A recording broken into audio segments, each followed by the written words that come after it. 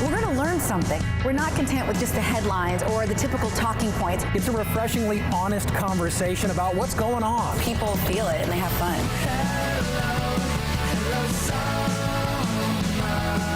It's about connecting our community and doing something to really make a difference. We're taking today's stories and bringing positivity back.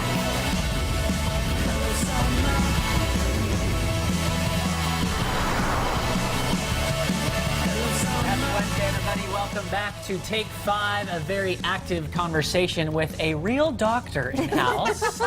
Dr. Meade has been with us, talking a lot of stuff, children, pregnancy, all the above. Get some good this is good counseling for you right now, just real good information. Michelle's been cool enough to share She has. a very real twist in her pregnancy, gestational diabetes, how to deal with it. That's how I get my doctor's visits and work in at the same time. Good call. Well, a lot of you folks have been chiming in as well about some of your pregnancy surprises. So let's get to some of those. Some good, some a little bit scary. And here we go. My son's mother experienced several years trying to become pregnant. The result was high blood pressure and months early birth of our son. Thank you for your story. Somebody's in your shoes there, Michelle. They had it with both of her boys, tried to monitor by sugar, carb intake, and healthy exercise with my second. Still didn't help. It just happens. But good that we can check it and have healthy babies. And by the way, the pregnancy surprise was then her second baby was born in 37 minutes. Oh my gosh, that's like a Seth Meyers incident. That's right. It's going to be in the lobby. Golly. That's fast. That would be kind of nice, though, wouldn't it? And another surprise there came in August. Found out we're having a baby. Youngest child, 18 years old. What about those surprises that we read all the time every year in the news where people are like, I had no idea I was pregnant? Yeah, there's whole series. Really? I had a patient who came into the ER and it was just for a fast heart rate, and she was tiny, skinny, and she was 5 months pregnant with twins. Wow. So I never used to believe it could happen, but it truly sometimes And she people don't didn't know. look pregnant? Yeah. She was How do you even break teeny. that news? It was a surprise. With twins, Yeah. usually your body's like, I got to get ready know. for all of this right now. Boy. That's amazing. That's so cool. Anyway, Sorry. I think we have a couple more texts about the smoke. Is that what you said, Stephanie? I can't remember if that's... Okay, cool. So let's go ahead and read that. Not gone since yet, We are seeing that's the for sure. transition of dark gray sky to blue, glorious skies. We've had you guys sending in pictures. Look at that. Eventually, we're going to be able to take a deep breath Valley. again. Mount Vernon, there's Burlington. This is a good question. Does the smoke impact a newborn or a child in her belly? Yeah, fetus. Well, look, they bring up, and somebody called a brings up fetus. A baby great inside the mom. Is that what you're trying to That's say? what I'm trying to say. Yeah, no, it really can. So I think newborns, but even moms who are pregnant, we really have to be careful about smoke exposure because it can be really serious. Okay. And someone had Wear your mask. somebody had a funny but not a bad idea on, hey, what if we just all point our fans in the same direction the and we blow it creativity. right out of here? That's a community effort. I Let's like aim it. east and north towards Canada. We'll just keep it all at bay. I would like to know if everybody in Seattle would point all. Oh, is that Yeah. Oh, yeah. I I'm want to with you. continue this story as we deal with all of the heat and the smoke this summer. It appears that years of abnormally warm weather are having a very negative impact on parts of our environment. So trees are dying across Western Washington because of it. So Eric Wilkinson spent the day in a forest over near the Anacortes area just to give us an idea of what that looks like. 4 years of drought are having a significant impact on our forests in ways that experts have never seen before. Entire clusters of trees like these western red cedars are dying because there's just not enough water and too much heat. Entire hillsides are dying in parts of the state, and experts say that's not because of disease, but because of drought. One especially concerning issue is that when new trees are planted, they too are dying for lack of water. Denise Crow has been studying this forest in Anacortes for nearly 3 decades. She worries about the ripple effects. And so the trend would be towards less foliage and less diversity of foliage and less diversity of animal species in relation to that habitat. We will take a deeper look at the root of these issues coming up tonight on King 5 News at 5 o'clock. For now, in Anacortes, Eric Wilkinson, King 5 News. Bums me out a little bit. Yeah. Trees dying. Hey, we got a Mariners fan. Come on over here. No, you just walk right through. The whole show is a giant photo bomb. What's your name? Nathaniel. Nathaniel. Unfortunately, he just saw the Mariners lose in the smoke, but you came here at a wonderful time because we're getting ready to do some headlines. He's in your seat, Not man. the headlines. Well, that's why we're going to do this. I'm going to trade seats with you as I present to you some of the other headlines that maybe you guys missed because you were at the game today. It's Cashman's Corner. We're going to switch seats. Here we go. Hurry! Oh, Nice. know. See, through the miracle of television, we're exactly where we need to be. So let me tell you about this story. This is probably one you'll appreciate, too. The recipe is the same, but after 115 years, you can now sink your teeth into cage-free animal crackers. Yeah, think about this. Barnum's animal crackers, they've been set free thanks to PETA. This is real. They pressured the makers of the crackers to remove the cage from the packaging. Remember those? It used to have a little circus cage on it. They said, okay, you're right. This on the heels of Ringling Brothers and Barnum and Bailey circuses shutting down last year after 150 years of performances. Nabisco says, yeah, it's the right time to evolve our design to show animals in their natural habitat, they said. You know, like on the front of a box in the cracker aisle at your grocery store. So next time you're there, look, they have updated the packaging here. Here's a social update for you. Facebook reportedly starting to rate its users. That's you. Specifically, your trustworthiness. On a scale from 0 to 10, they are looking to battle misinformation, to measure the credibility of the users, and, of course, to combat fake news. So what are you rated? Think about that. Facebook, of course, was originally started as a college-based social network, so now the dating app Tinder is targeting college students with a new version called Tinder U. You must have a .edu email and you must live on a college campus. It is a selective rollout, only available on iOS devices for now and in select accredited four-year universities. And speaking of Tinder, you will love this.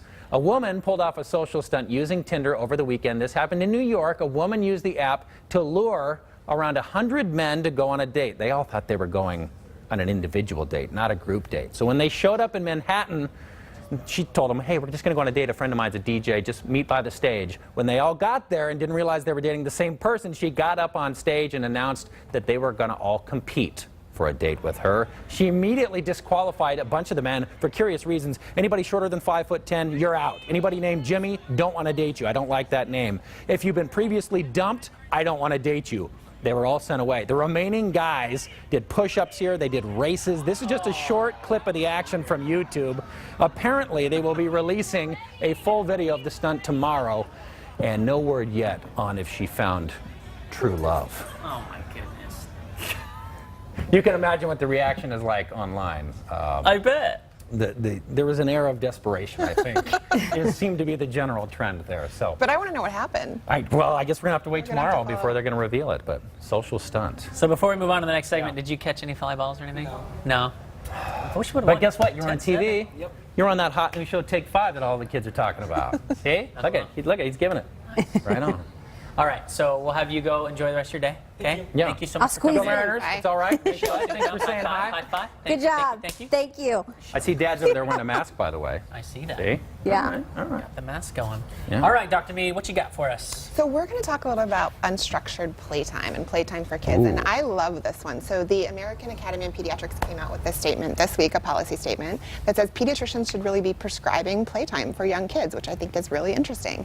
So the bottom line here, and I love this statement, play is not frivolous, it's brain building. So we know that playtime builds all kinds of different skill sets, social, emotional, language, self-regulation, and cognitive development. And so we just want to emphasize that it really helps kids in all sorts of domains. We also know that it helps kind of establish supportive and safe relationships with caregivers.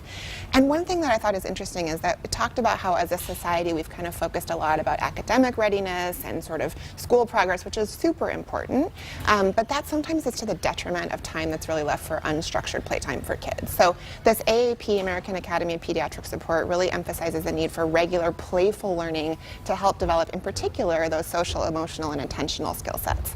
And interestingly, some researchers have actually said that that decreased time for play has potentially contributed to increasing rates of ADHD and other behavioral problems. Wow. So that I think is Big. really fascinating. I Yeah. read a book a couple of months ago now. I think it was called Balanced and Barefoot. And it was all about that, showing studies and research about how our society has come to what it is, Yeah. what it used to be. Right. You were talking earlier today how you would just climb up this monster tree. We were talking about climbing you know, trees as kids. climbing Yeah. trees. And nowadays I feel like they're taking away certain play Well, there's gym an app for that. pieces. Now I can just climb a tree on my Right. iPad. Well, Because they're scared people are going to get hurt. They're scared people, but also recess time is going down in schools because Right. they're trying to make room for all this Yep. academic things. And so I think it's just tough. You know, kids, especially little kids, need to run around and get those wiggles out and play Have to. outside. And we know that it improves not only behavior in the classroom, but potentially learning as well. Well, and I know times are changing. And my sample size is just 2 tiny women, but I will say they seem to be a bit more anxious about school than I was. I remember being really pumped, really excited to see my friends,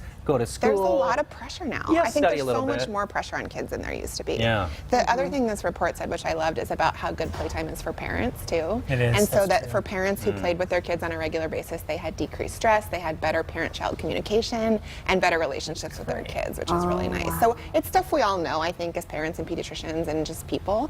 But I think it's really good to emphasize it and to talk about how doctors can actually enforce that with families and really do some education. Thank you. That's so, I know we're getting a couple of text messages coming in about back to school.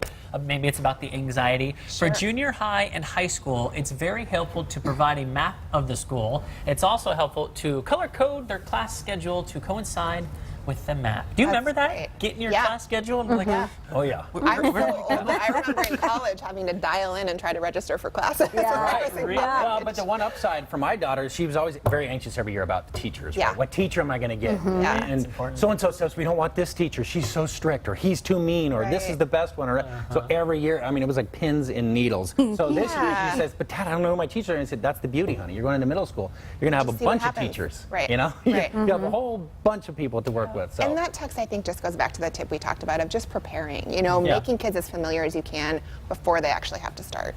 Perfect. We probably got more advice out there. If you guys have advice, certainly for the people transitioning into middle school, or what worked for you, 206-448-4545, let us know for sure. Yeah. In the meantime, let's go over to the 5-5. Do it. Real quick. I love this part of our 5-5 segment because this is when people are watching live and they're texting in live. Corey has the story. It's a little long, so I'm going to try to condense it here. She says, my pregnancy was very complicated. I have Crohn's disease, and I was told that my disease would hopefully go into remission, but it did the opposite. She ended up having gestational diabetes, but she says she has a son, did I read that right, who is a healthy 19-year-old going to college, pretty cool kid, and the pain and misery, it was all worth it. So thank you for that story. And then also, I love this because Mimi says, my new favorite spot, Alki Beach. It looks like she discovered it all on her own. And then, let's see, since you were talking about dating, Chris, I thought this was interesting because Ross says, what does everyone in here think of Facebook dating? I'm single and I wanted to try it when it comes out. So I guess I'm not hip to the jive because I didn't know that Facebook dating was a thing. Yeah, well, it's new. Is it new? We talked about it maybe a couple of weeks ago. I mean, it's essentially going to be a closed Facebook group. So I think a lot of people would say, I'm not going to go on my Facebook and air out that I want to date. So don't worry. It's going to be like a closed thing, and then they're just going to try to match you with people based on likes. You know, it's just, I think it's one of those things to say, hey, we got a lot of people on Facebook. Why wouldn't we offer this service? Right. So, Makes sense. Well, in terms of the back to school thing, you ever think about not sending your kids to school and doing something completely different, like travel the world? Yes. We're going to talk to you about a local family who did that next.